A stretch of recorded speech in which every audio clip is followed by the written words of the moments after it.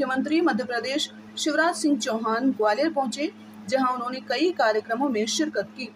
ग्वालियर में अल्प प्रवास के दौरान पूर्व मुख्यमंत्री चौहान ने केंद्रीय मंत्री ज्योतिरादित्य सिंधिया की महल पर पहुंचकर उनकी स्वर्गीय माता माधवी राजे सिंधिया को श्रद्धा सुमन अर्पित किए।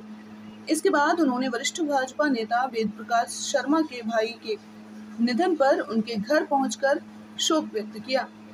इसके पश्चात प्रसिद्ध मूर्तिकार प्रभात राय के स्वर्गवास के बाद उनके परिजनों से मुलाकात की। इसके बाद शताब्दी से अपनी पत्नी साधना सिंह के साथ वापस निकल गए।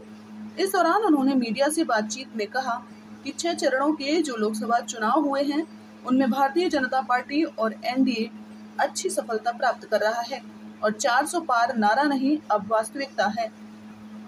मध्य प्रदेश में भी 29 की 29 सीटें भारतीय जनता पार्टी जीत रही है।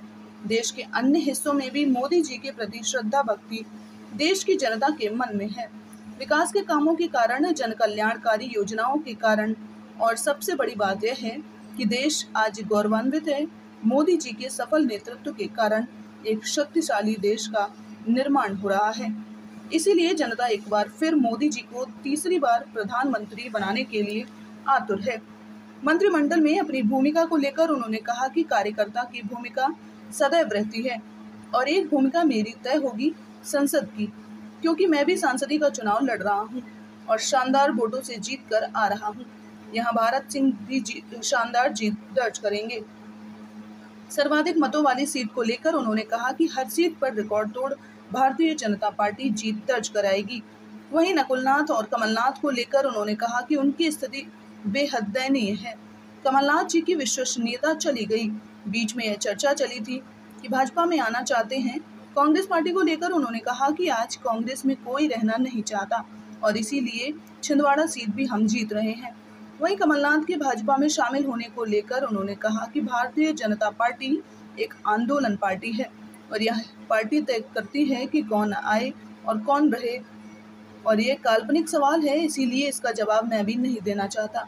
वहीं सीधे मामले को लेकर उन्होंने कहा कि मुख्यमंत्री ने बड़ी कार्यवाही के आदेश दिए हैं। कोई आज मैं स्वर्गीय राजमाता जी को श्रद्धा के सुमन, माधवी राजे जी को श्रद्धा के सुमन अर्पित करने आया हूं। उनकी सादगी, उनकी सहजता, उनकी सरलता, उनका स्नेह और वात्सल्य का ही परिणाम है कि श्रीमान ज्योतिरादित्य सिंधिया जी एक सफलतम राजनेता हैं और देश के लिए काम कर रहे हैं। मैं उनके चरणों में श्रद्धा के सुमन अर्पित करता हूं। आज वेद प्रकाश शर्मा जी के बड़े भाई साहब का स्वर्गवास हुआ है तो मैं वहाँ भी जाऊँगा। और प्रभात राय मूर्तिकार, जिनसे कई मूर्तियाँ हम लोगों ने बनवाई थी, वो नहीं रहे। मैं समझता हूँ कि बड़े कलाकार थे जिनका स्वर्गवास हुआ है, तो उनको भी मैं श्रद्धा के सुमन अर्पित करता। राजकोट में 28 लोगों की मौत हुई। अब इसके बाद अच्छा, वो भी अभी सीधी में एक बड़ी घटना हुई है। मैं इसके बाद करना होगा तो बाद में कर लूँगा।